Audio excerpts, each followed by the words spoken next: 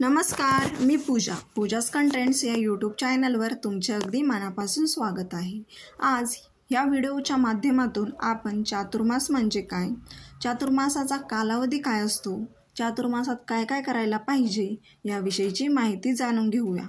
Video जर माहितीपूर्ण वाटला तर व्हिडिओला लाईक, शेअर आणि सबस्क्राईब करायला विसरू नका। चला तर मग चातुर्मास म्हणजे काय हे आपण पाहूया।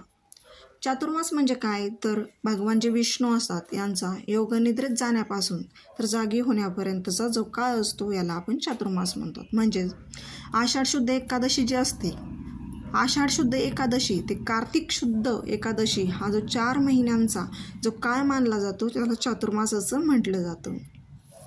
आषाढाचे 20 दिवस आणि श्रावण, भाद्रपद आणि आश्विन हे पूर्ण महिने 3 व कार्तिक महिन्याचे पहिले 11 दिवस असा चातुर्मासाचा कालावधी मानला जातो। आषाढ महिन्यातील एकादशीला आपण काय म्हणतो तर देवशयनी एकादशी असे म्हटले जातो। म्हणजे या दिवसापासून तर पुढील 4 महिने भगवान विष्णू जे असतात ते योग निद्रेमध्ये गेलेले असतात। त्यामुळे चातुर्मासात आपण जी काही सेवा करतो तिचे जे फळ असतं ना ते आपल्याला लवकर भेटतं असं मानलं जातं।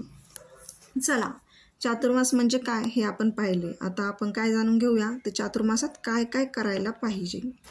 चातुर्मासात जप तसेच पवित्र नद्या ज्या असतात गोदावरी, गंगा यामध्ये स्नान केल्याने याचे फळ आपल्याला खूप पटकन मिळते। तसेच चातुर्मासात दानाला खूप महत्त्व मानले जातं।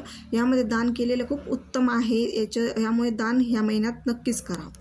तसंच रेग्युलर जेवताना आपण काय करतो ताटामध्ये जेवतो, परंतु चातुर्मासात जर केळीचं पान वगैरे असतं ना त्या पाण्यावर जेवलं खूप लाभदायी मानलं जातं। तसंच माता लक्ष्मी, भगवान शिव तसेच माता पार्वती यांचं सकाळी आणि संध्याकाळी जर आपण सेवा आराधना केली तर या महिन्यामध्ये आपल्याला फळ मिळते। या 4 महिन्यात दानाला खूप महत्त्व मानले जातं। चातुर्मासामध्ये पितृदान खूप महत्त्वाचं आहे। आपण जर पितृदान म्हणजे पितराचं दान वगैरे करतो, पिंडदान केलं त्यांच्या आत्म्याला शांती मिळते असं मानलं जातं या महिन्यामध्ये आणि याचे फळ आपल्याला नक्की मिळते।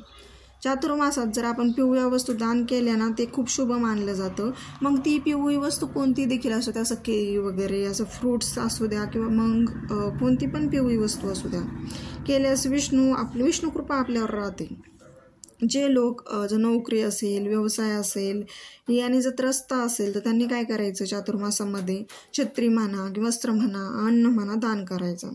तसेच चातुर्मास या महिन्यामध्ये विष्णू सहस्त्रनाम स्तोत्र जे असतं त्याचे पठण केल्याने त्याचा देखील आपल्याला पटकन लाभ होऊन आपल्या अडचणी दूर होण्यास मदत होते।